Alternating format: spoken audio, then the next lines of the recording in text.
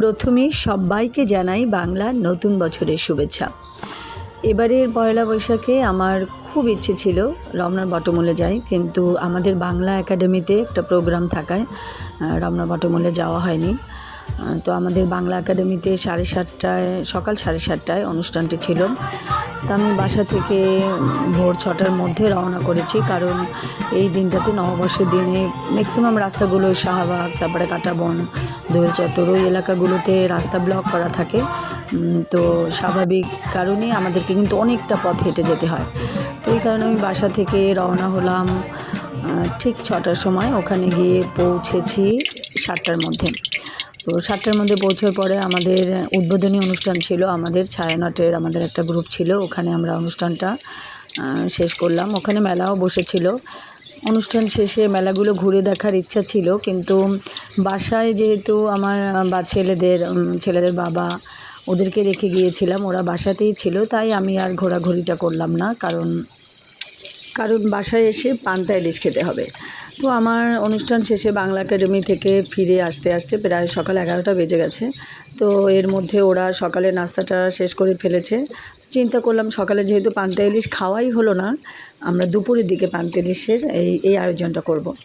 তো আগের দিন রাতে আমি ডাল ভিজিয়ে রেখেছিলাম, ওটাকে বেটে ডালের বড়া ভাজবো চিন্তা করলাম, আর আলু ভাজবো, কারণ আমার ছোটো ছেলে আলু ভাজি খুব পছন্দ করে, আর সাথে ইলিশ মাছ তো আছেই।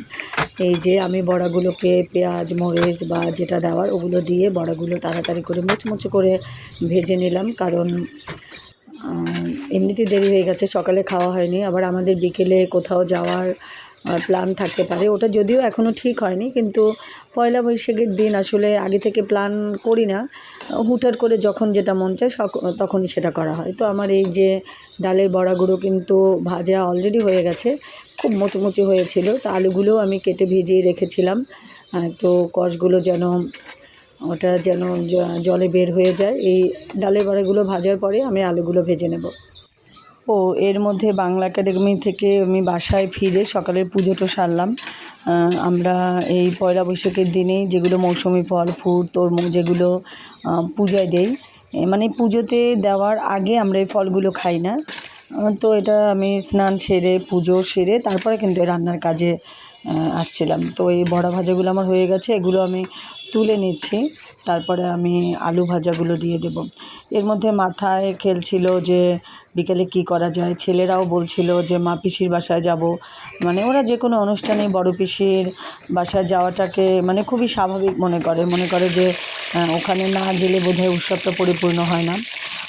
তো ওদেরকে বললাম যে দেখি আগে আমরা পান্তা ইলিশের পর্বটা শেষ করি, তারপরে দেখা যাবে যে কোথায় কী যাওয়া যায়। যে মেলায় অনেকগুলো মেলাও বসেছে, তো ছোটো ছেলে আবার মেলায়ও যেতে চাচ্ছিল। তো সব কিছুই একটু পরে প্ল্যান করব, আগে এগুলো খেয়ে নিতে হবে। এই যে আলু ভাজাগুলোও কিন্তু আমার প্রায় হয়ে গেছে, একদম লাল লাল করে ভেজে নিচ্ছি। আমার যতদূর মনে পড়ে আমাদের ছোটোবেলায় আমরা এই পয়লা বৈশাখের দিনে পান্তা বা ইলিশ মাছ ভাজা এগুলো খেতাম না।